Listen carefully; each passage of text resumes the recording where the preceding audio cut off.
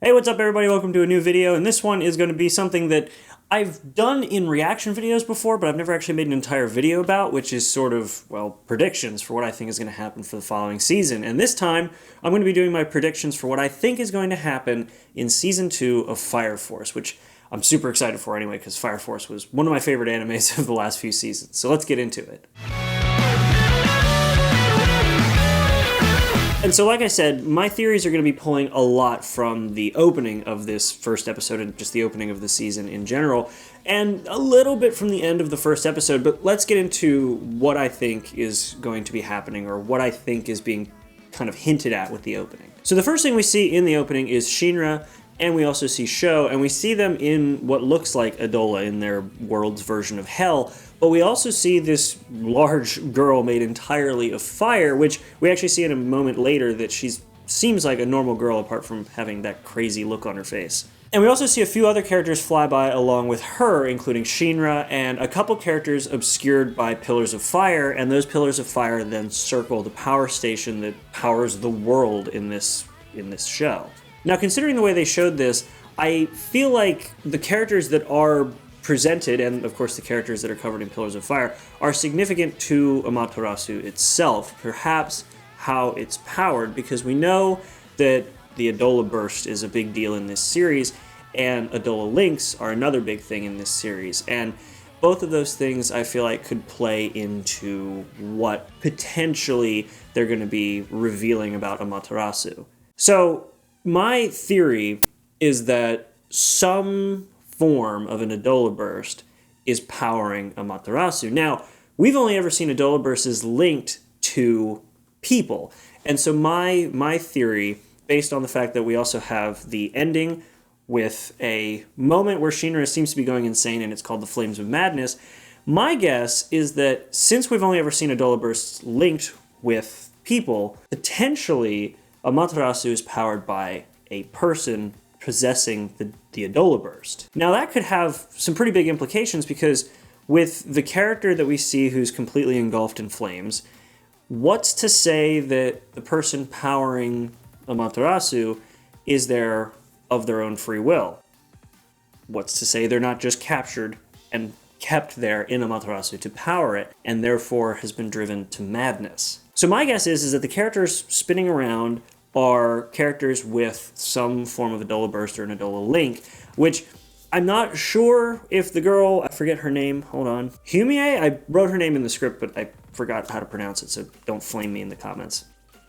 But as far as I remember, I don't think it's been revealed if she has an Adola Burst or not, but if the characters that are circling Amaterasu are all Adola Burst enabled characters, that could mean that they could all be linked by an Adola Link. Now, the reason why I think this is important is because with the way that we have characters being introduced and how important Adola Bursts and Adola Links and all these things have been sort of brought up in the series thus far, I feel like the next episode with the Flames of Madness could potentially be the character, the girl from the opening covered in fire, reaching out to the nearest character with an Adola Link, and potentially, because we really don't know, other than the Adola Link taking people to Adola and having them see hell itself, we don't really know what the other abilities are of the Adola Link. What's to say that if somebody is powerful enough, potentially one of the first holders of the Adola Link or the Adola Burst, what's to say that if they're powerful enough, they can actually control the person that is also powered up by an Adola Burst and is able to tap into the Adola Link. And if this character is trapped, powering an entire empire against their will with their abilities and have been driven mad, what's to say that that takeover wouldn't cause a character like Shinra to go completely insane? In this instance, it looks like during a fight with the fourth company's captain, so yeah. So that's sort of the big plot point, is I feel like it's going to be revealed that Amaterasu, and by extension the entire Japanese empire, is being powered by an enslaved Adola Burst wielder. That's sort of my biggest theory. I've got a few other sort of theories here and there about the season that I'm going to get into, but I wanted to get that one out first because really That, I think, would be a massive reveal because we already have, of course, we've got Vulcan who wants to make a power source that can be more efficient and power the Japanese Empire forever, power the world forever.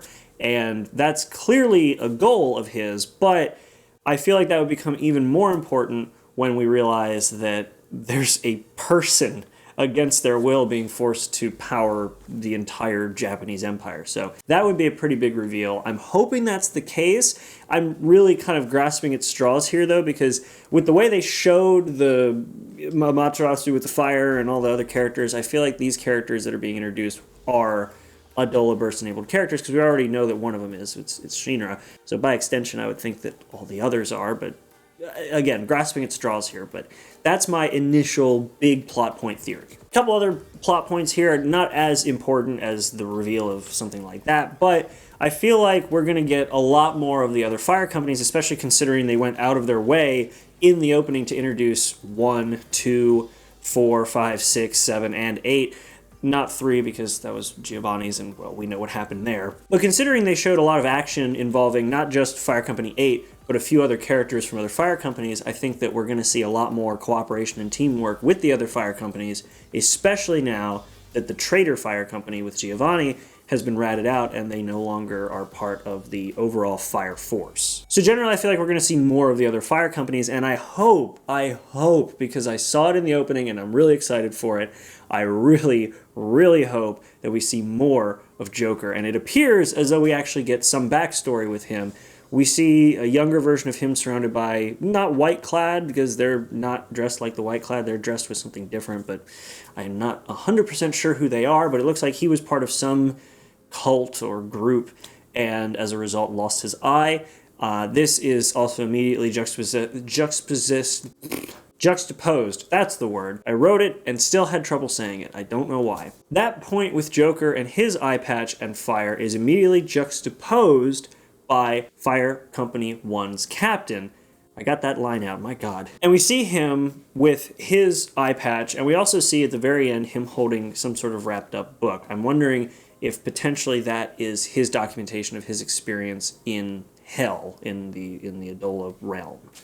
There's a point in here that I wrote in the script and skipped when I was recording it, but it was just a brief thing of, it looks like Shinra may be learning another ability with the hand signals, because we know that he did the, just crack my knuckle, but he did that thing to fly faster, or was it that? I don't remember which one it was. It was one of these two hand symbols, but we see him do like a rock thing, and he flies really quickly into one of the enemies. So I'm wondering if that may imply that when he did the thing way early on, or way later in last season, that he may have actually tapped into something. So I guess we'll see that. But anyway, that's all I wanted to say here as editor Garrett, because I realized I forgot that while I was editing. On to meeting the fourth company's captain.